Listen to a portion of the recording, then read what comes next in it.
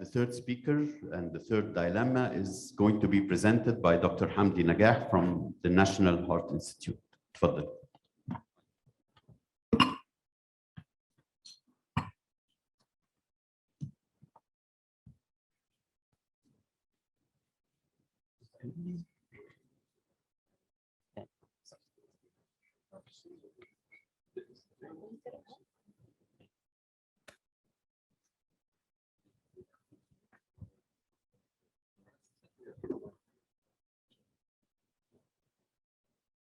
Mr. Chairman and dear professors, special thanks for Professor Mohsen B. Ibrahim for the Egyptian Society of Hypertension, and special thanks for the website that we are following and all activities on the website.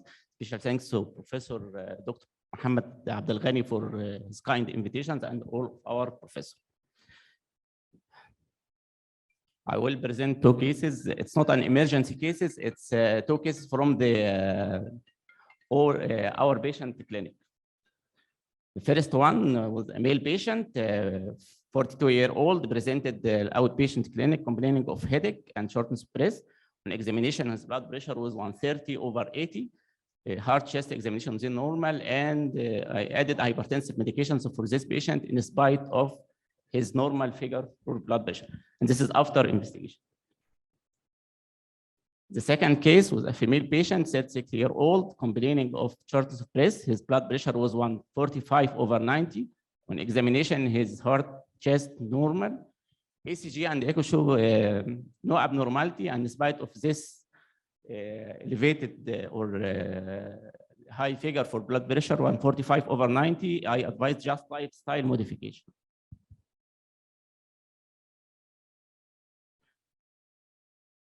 Why? And for the first patient, I added hypertensive medications in spite of his normal figure, and the second one, just lifestyle modification in spite of elevated blood pressure. The first case gave history of erratic blood pressure reading that was 150/95 5 days ago when he experienced the same headache. And his ECG and the echo showed me it shows a slight LVH. And this patient complaining of typical symptoms of hypertension and family history for hypertension. So what is the next step? Blood pressure measurement, we have two types of blood pressure measurement, either office or out of office blood pressure measurement. The office blood pressure measurement attended or unattended. Out of office through the home blood pressure measurement or ambulatory blood pressure measurement. Definition of hypertension according to ambulatory والhome blood pressure measurement, office more than 140/90 or equal with the same, and this is the highest figure. The office blood pressure measurement more than 140/90, followed by the home blood pressure measurement which is 135/85. Followed by the daytime, which is more than 135/90/85. The lowest was the night or sleep time, which is 120/70, and 24-hour mean more than 130/80. How can I deal with this? الجايدلاينز ريكومند ان احنا البيشنت لايك ذس ان انت تسسبكت فيهم ان هو اللي عنده هايبرتنسيف ولا مش هايبرتنسيف. هو نوت اون هايبرتنسيف ميديكيشن وانت سسبكتد انا هبسكرايب انتي هايبرتنسيف ميديكيشن فور ذيس بيشنت اور نوت. ايذر ان انت هتعمل وان اوف اوت اوف اوفيس اللي هو الامبيولاتري او الهوم بلاد بريشر ميجرمنت، ان البيشنت يريكورد البلاد بريشر بتاعه في الهوم. فالبيشنت انا كنت اديت له يعني ريكومنديشنز ان هو يفولو اب البلاد بريشر في الهوم. جاب لي البلاد بريشر بتاعه كل الهوم بلاد بريشر. اوكي I'm sorry. This patient I give him recommendations to just record his blood pressures or to write his blood pressures in a notes. The blood pressure in home it was slightly elevated. Slightly elevated for the first one. It's 140/80, 140/85, and so I prescribed for him hypertensive medication. Ambulatory blood pressure monitoring. This is a regular way that was done in Egypt. Many patients were minded regarding the blood pressure and anxiety, or while you are in your outpatient clinic, every now and then you are following patients that come to you and saying, I'm not a hypertensive patient, just my blood pressure was slightly elevated, and he's anxious regarding the blood pressure reading. Comparison between the ambulatory and blood pressure or home blood pressure monitoring. The ambulatory blood pressure monitoring, we can identify that both can identify white and masked hypertension, and this is what we are talking about. What is recommended over the ambulatory blood pressure monitoring? The night-time reading can be recorded by the ambulatory blood pressure, but it's not recorded by the home, and has a superior indication for this patient. What is against and what is regarding the ambulatory blood pressure over the home? Ambulatory blood pressure monitoring is slightly expensive. The home blood pressure just it's not expensive like the patient when he has a device, he can follow his blood pressure at home. The home blood pressure monitoring, as I mentioned before, we can record or we can diagnose the masked and white coat hypertension for this patient, but the home blood pressure monitoring can has what is called the possible reporting bias. The ambulatory blood pressure has a technical errors can record by this patient. The home blood pressure can record what's called the day-to-day variability, which is very important in the prescribing the medications for the patient, what is called day-to-day variability. Ambulatory blood pressure monitoring superior for the nocturnal dipping and can be recorded only by the ambulatory blood pressure monitoring. Home blood pressure monitoring, drug-induced hypotension or postprandial hypotension can be recorded by the home blood pressure monitoring, and this is very important. Some of the patients were anxious regarding the cuff for the blood pressure and the ambulatory. There is another way that's not available in Egypt, which is called finger cuff-based measurement, the finger press phenometer. It's not a cuff on the arm, it's just a finger cuff-based. White coat hypertension, a syndrome where the patient feeling of an anxiety, a medical environment resulting in abnormally high reading, and their blood pressure is measured. I could just record a white coat syndrome.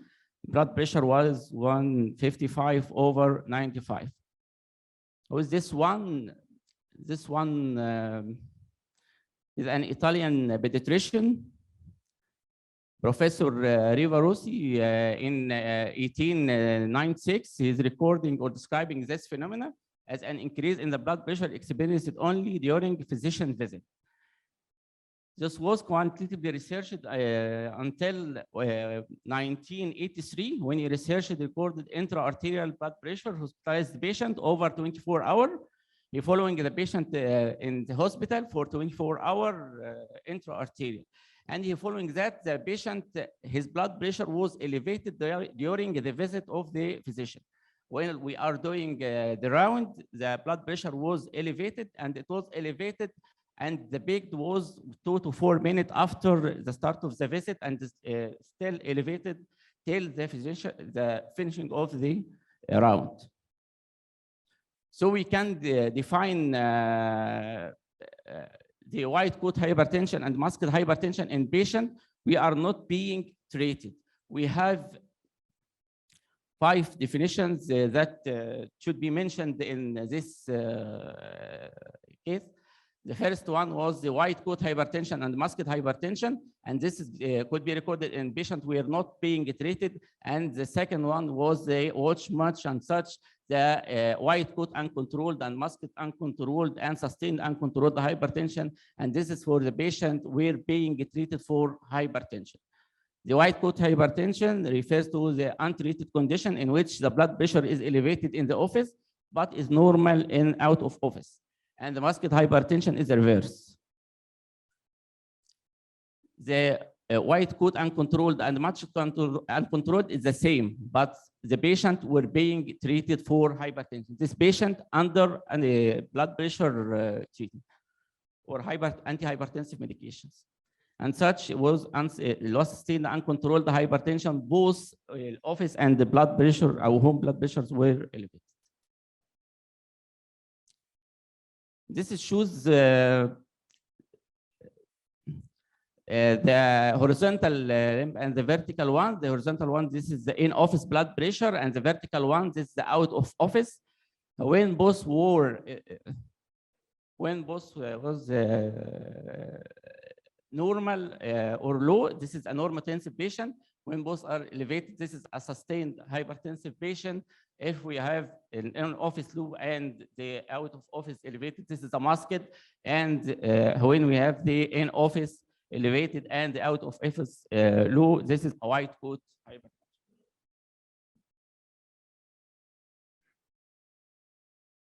What we are showing, where you are staying in your outpatient, you are facing many of the patients coming to you. I show in the social media or. Dr. Hamdy, 2 more minutes, please, because okay. We're out of time. Okay. Just in the social media or in the YouTube, Facebook, or my smartwatch recording my blood pressure elevated. And this is what is against the social media. What is with the phone can record his blood pressure, and you can record his heart rate, and he can choose you use the blood pressure and the heart rate monitor. And you are saying the patient coming to you, I check my blood pressure is 130, then I will check it's and I'll check again. We are anxious regarding this. And he coming to you complaining this is a sign of heart disease and anxiety. I check 2 of my 10 times reading were highly elevated. I'm going heart attack. And so the treatment recommendations for this patient to refer for a psychiatrist or a psychologist. The prevalence of white coat hypertension, it's about 15 of the general population, 30 to 40 of the hypertensive one, and more than 50 in the very old patient. It's not small. Also, it can be recorded or more common in increasing age in women and non-smoker. So what frequent asymptomatic cardiac and vascular damage can be recorded in white coat hypertensive patient.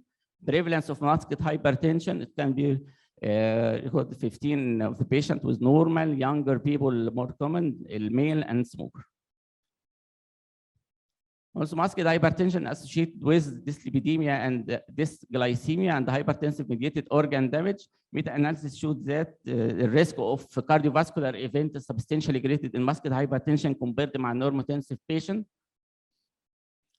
We have to know the 10-year cardiovascular risk, score risk, to identify the very high risk patient and the high risk patient, clinical conditions in which the white coat or masked hypertension is suspected to do the ambulatory and home blood pressure monitoring. As a recommendation, out of office blood pressure, ambulatory and out of office, class 1 indication recommended for a number of clinical indications can be identify white coat and masked hypertension to quantify the effect of treatment and identify possible causes of side effects. Recommendations for the white coat hypertension, class 1 indication, lifestyle modification. Class 2B drug treatment should be considered if we have evidence of hypertensive mediated organ damage, and routine drug treatment is not indicated for white coat hypertension.